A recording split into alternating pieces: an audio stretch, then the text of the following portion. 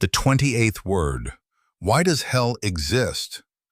Imagine a world with no justice, a world where every act of cruelty goes unanswered, where every lie has the same value as the truth, where arrogance stands unchallenged.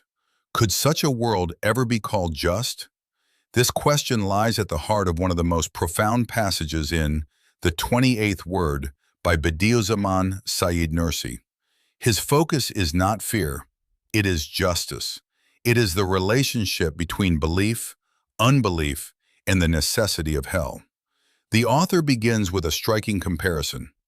Earlier in the Risale-i Nur, he explains that faith carries within it the seed of a spiritual paradise. Unbelief carries the seed of a spiritual hell.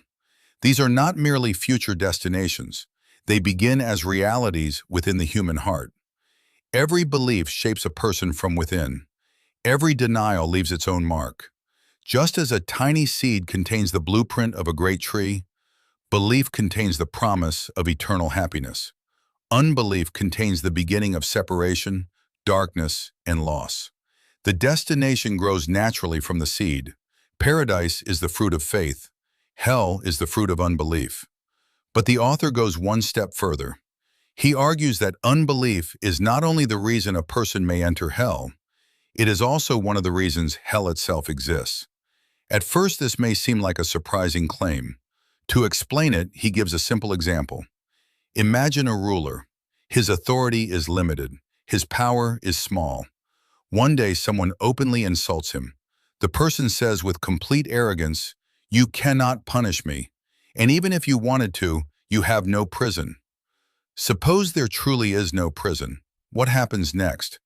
According to the author, the ruler would almost certainly build one, not because he enjoys punishment, but because justice demands it. His authority cannot simply be mocked without consequence.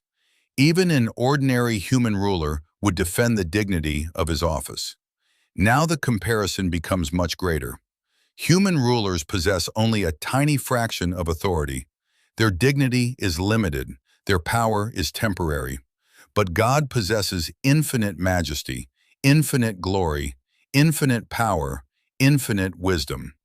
When a person denies his existence, or rejects his justice, or claims through disbelief that there will never be accountability, the author says this is far more than a simple intellectual disagreement. It becomes a denial of infinite truth, a rejection of divine justice, a challenge against the one whose authority encompasses the entire universe.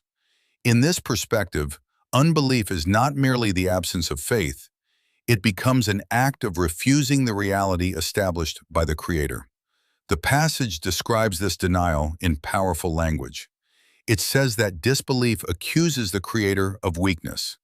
It rejects His promises. It dismisses His justice.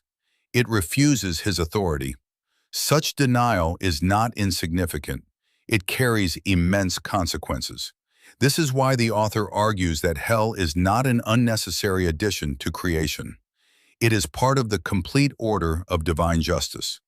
Without justice, the moral structure of the universe would remain unfinished. The author even presents an extraordinary statement. He says that even if there were, hypothetically, no other reason for hell to exist, unbelief alone would make its existence necessary. Not because punishment is the goal, but because justice cannot remain incomplete. A universe governed by perfect wisdom also requires perfect accountability. This raises an important question. Why does belief matter so deeply? According to this understanding, belief is not only about accepting certain ideas, it is about recognizing reality itself. It is about acknowledging the one who created existence.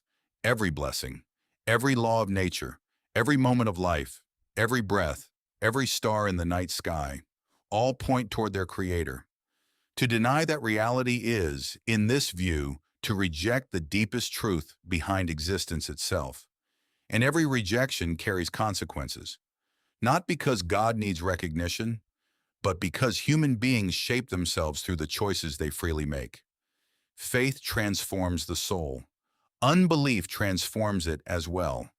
Both grow from seeds planted during earthly life. The harvest comes later. This perspective also reminds us that divine justice is never separated from divine mercy. Throughout the Quran, God's mercy is described as vast beyond imagination. Human beings are constantly invited to believe, to reflect, to repent, to return. Punishment is never presented as the first invitation. Mercy comes first.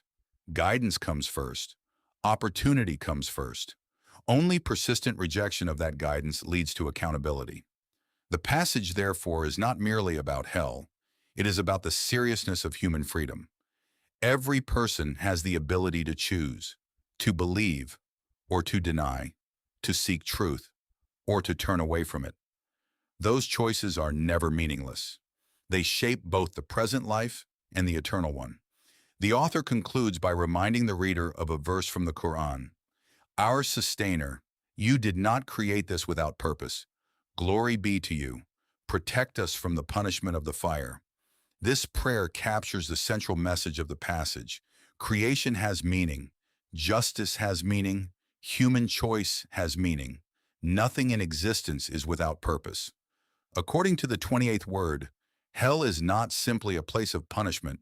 It is part of a universe built upon perfect justice, a justice in which every choice matters, every action has meaning, and every human soul is invited to seek the truth before its final destination is revealed.